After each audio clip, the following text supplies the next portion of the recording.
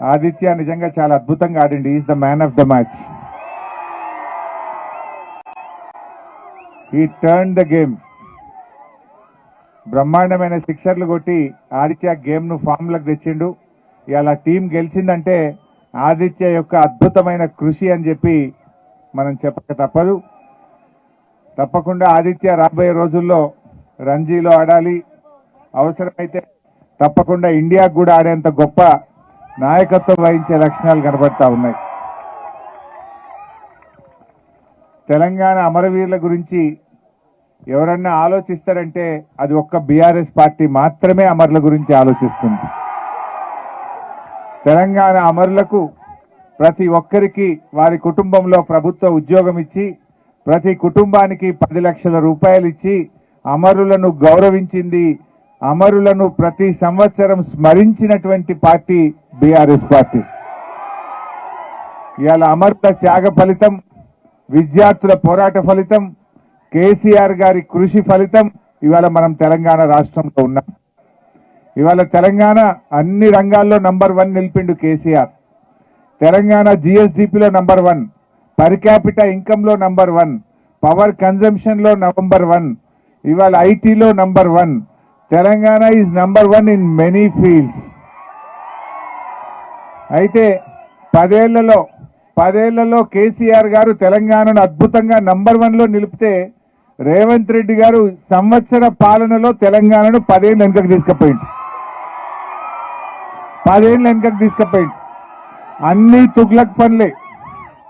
ఆయన కొత్తగా ముఖ్యమంత్రి కాగానే హైదరాబాద్ లో 10 గంటలకే దుకాన్లు బంద్ అన్నాడు. 10 గంటలకు దుకాన్లు బంద్ అయితే హైదరాబాద్ లో ఈజ్ ఏ కాస్మోపాలిటన్ సిటీ. 10కి దుకాన్లు బంద్ అంటాడు. గచ్చిబౌలి ఎయిర్పోర్ట్ మెట్రో రైలు రద్దంటాడు. ఫార్మా సిటీ రద్దంటాడు. అన్ని జోకులు వేస్తాడు. హైదరాబాద్ చుట్టూ 3 దిక్కుల సముద్రాలు ఉన్నాయట. ఉన్నాయా? హైదరాబాద్ కు 3 దిక్కుల సముద్రం ఉందట. అందుకే నేవీ మనకు వచ్చింది అంటాడు. దిల్సుఖ్ నగర్ లో విమానాలు అమ్ముతారట. మీరు కొనుక్కున్నారా విమానాలు దిల్సుఖ్ నగర్ లో? దిల్సుఖ్ నగర్ లో విమానాలు అమ్ముతారంటాడు. పాపం రాజీవ్ గాంధీ కంప్యూటర్ కనిపెట్టిండట.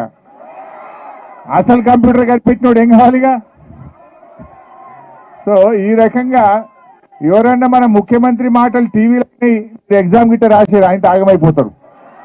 ముఖ్యమంత్రి కదా ఆయన చెప్పిందని నమ్మి మీరు ఇటు ఎగ్జామ్ రాస్తే ఆయన తాగమైపోతారు. పుస్తకంలో చదివింది రాయింది. ఈ రకంగా మన రాష్ట్రం యొక్క పరువు తీస్తున్నాడు ముఖ్యమంత్రి గారు. అయితే ఇవాళ గెలిచిన టీమే కాదు, ఓడిపోయిన టీం కూడా చాలా బాగా ఫైట్ చేసినారు. ఆల్మోస్ట్ 40 టీంలు ఇక్కడ పార్టిసిపేట్ చేసినట్టు నేను నర్సింగ్ చెప్తే విన్నాను. అయితే గెలుపు ఓటములు అనేది చాలా సహజం. ఓడిపోయినంత మాత్రం బాధపడాల్సిన అవసరం లేదు. మీరు భవిష్యత్తులో మళ్ళీ గెలుపు కోసం ప్రయత్నం చేయాలి. మా పాత రోజుల్లో మేము మీ ఏజ్ లో ఉన్నప్పుడు, మీ వయసులో ఉన్నప్పుడు ఒకసారి కపిల్ దేవ్ వరల్డ్ కప్ గెలిపించిండు మనకు. ఆ తర్వాత క్రికెట్ అంటే అయితే వెస్టిండీస్ లేకపోతే ఆస్ట్రేలియా. వరల్డ్ కప్ అంటే అయితే వెస్టిండీస్ గెలుస్తుందా ఆస్ట్రేలియా గెలుస్తుందా అందరూ. కానీ ఇప్పుడు ఏమైపోయింది? ఈరోజు మళ్ళీ అంతా తారుమారైపోయింది. చిన్న చిన్న దేశాలు కూడా క్రికెట్ ఆడుతున్నాయి. ఇండియా కూడా అద్భుతంగా పికప్ అయింది. అదే వెస్టిండీస్ ఇప్పుడు చిన్న టీం అయిపోయింది. వాళ్ళు ఏది క్వాలిఫై మ్యాచెస్ లో ఎగిరిపోతున్నారు. అంటే అది గొప్ప మార్పు. అంటే అందువల్ల ఓడిపోయినంత మాత్రాన బాధపడాల్సిన అవసరం లేదు.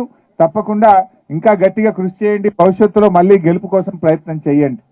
అయితే రాజకీయాలకు క్రికెట్ కు కూడా ఒక దగ్గర సంబంధమే ఉంటుంది. క్రికెట్ లో అప్పుడప్పుడు హిట్ వికెట్ అవుతుంటారా? క్రికెట్ లో హిట్ వికెట్ అంటే తనకు తాను కొట్టుకొని అవుట్ అవడం. సో క్రికెట్ లో హిట్ వికెట్ అయినట్టు రాజకీయాల్లో కూడా ఒకటి ఉంటుంది. ఆత్మహత్యలే ఉంటాయి తప్ప రాజకీయాల్లో హత్యలు ఉండవు అంటారు. రాజకీయాల్లో ఆత్మహత్యలు ఉంటాయి తప్ప హత్యలు ఉండయి. ఇవాళ రేవంత్ రెడ్డి కూడా అట్లే చేస్తున్నాడు. ఇవాళ 6 గ్యారంటీలను అధికారంలోకి వచ్చిండు. కానీ 6 గ్యారంటీల దుకాణం బంద్ పెట్టిండు. మూసీ దుకాణం ముంగర పెట్టుకున్నాడు. మూసీ దుకాణం ముంగర పెట్టిండు. యాక్చువల్ గా మూసీని మా సుధీర్ అన్ననే మూసీ కార్పొరేషన్ చైర్మన్ గా కేసీఆర్ నాయకత్వంలో 31 ఎస్టీపీలు 3800 కోట్లతో మూసీ అభివృద్ధి ప్రారంభించిందే కేసీఆర్ గారు, మా సుధీర్ రెడ్డి గారు. మూసీలో మరి ఆ రోజు ఇండ్లు కూడా కొట్టే పని చేయలే కదా. మురికి నీరు మూసీలోకి పోకుండా 3,800 కోట్లతో ఎస్టీపీలు పెట్టాం. అంతేకాదు మన గోదావరి నీళ్లు కాళేశ్వరం ప్రాజెక్టు ద్వారా 1,100 కోట్లతో గోదావరి నీళ్లు మూసీలోకి తెచ్చి మా మూసీలో గోదావరి నీళ్లు పారించాలని మనం ప్రయత్నం చేసినాం. కానీ రేవంత్ రెడ్డి ఆ గోదావరి నీళ్లు తెచ్చేది బంద్ పెట్టిండు, ఎస్టీపీలు బంద్ పెట్టిండు, మూసీలో ఇండ్లు గులగొట్టుడు పెట్టిండు, పేదోళ్ళ ఇండ్లు గులగొట్టిండు. ఇలా పేదోళ్ళ ఇండ్లు గులగొట్టడం అంటేనే రేవంత్ రెడ్డి హిట్ వికెట్ అయిపోయినట్టు. పేదోళ్ళ ఇండ్ల తెరువు పోవడం అంటేనే హిట్ వికెట్, ఆయనకైన సెల్ఫ్ బోల్డ్ అయిపోయిండు. ఎందుకంటే ఎవడన్నా గరీబోళ్ళ తెరువు పోతాడా?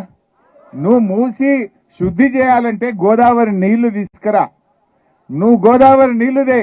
ఇంకా ఏమన్నా ఎస్టీపీలు అవసరం ఉంటే కట్టి మూసీలోకి మురికి నీరు పోకుండా చూస్తే అది మూసీ అభివృద్ధి అవుతుంది. కానీ మూసీ ముసుగులో రియల్ ఎస్టేట్ వ్యాపారం చేస్తా, మూసీ ముసుగులో పేదల ఇండ్లు గులగొట్టా అంటే బీఆర్ఎస్ పార్టీ చూస్తూ ఊరుకోదని చెప్పి కూడా ఈ సందర్భంగా హెచ్చరిస్తా ఉన్నాం.